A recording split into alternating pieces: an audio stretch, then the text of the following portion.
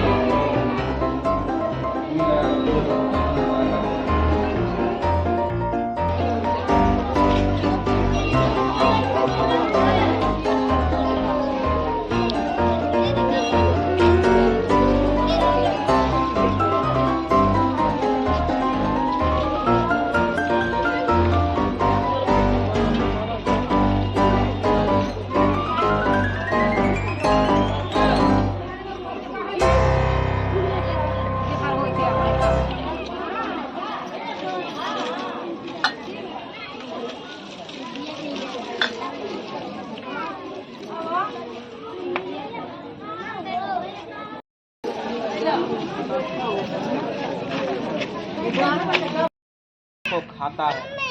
वृद्धा का वचन सुनकर दयालु राजा बोला, तू खड़ी रह, तेरे पुत्र की गया।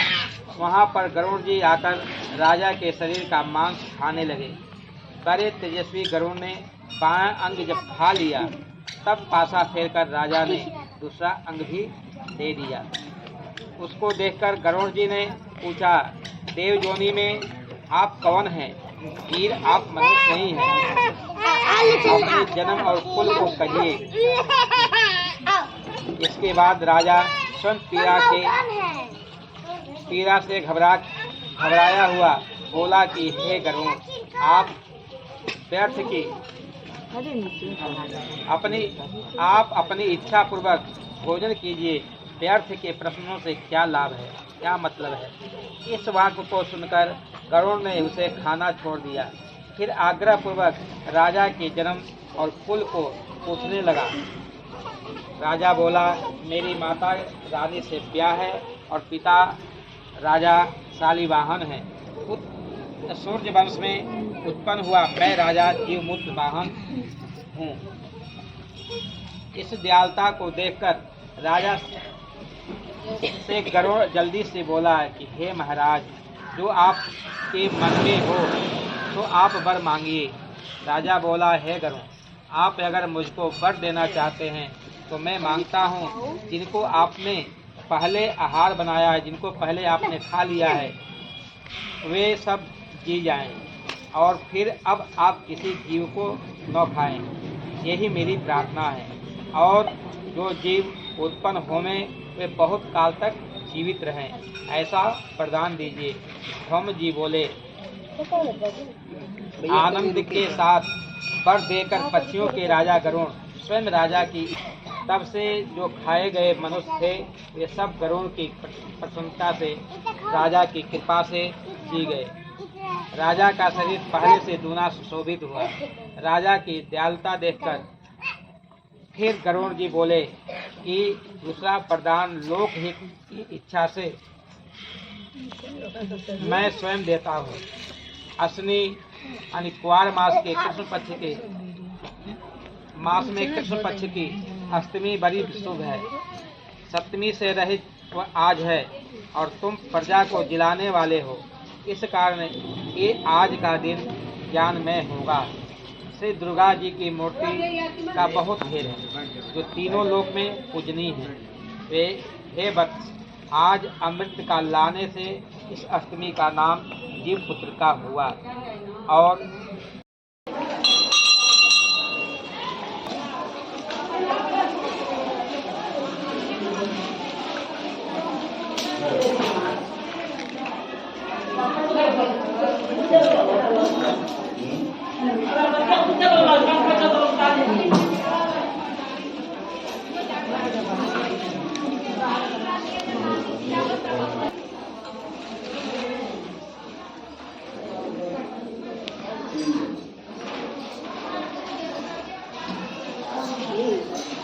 इधर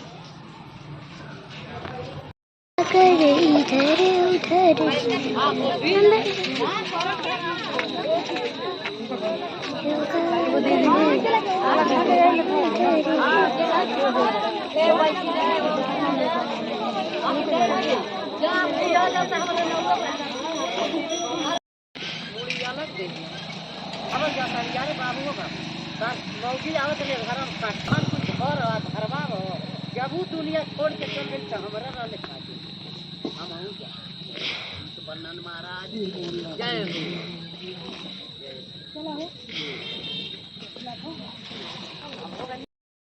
हो। कितने का? कौन पैसा दिया है? और क्या खा रही हो? वो कितने का है? मम्मी कहाँ है? और बाबू के लिए क्या लेके आई हो? और मम्मी कहाँ है?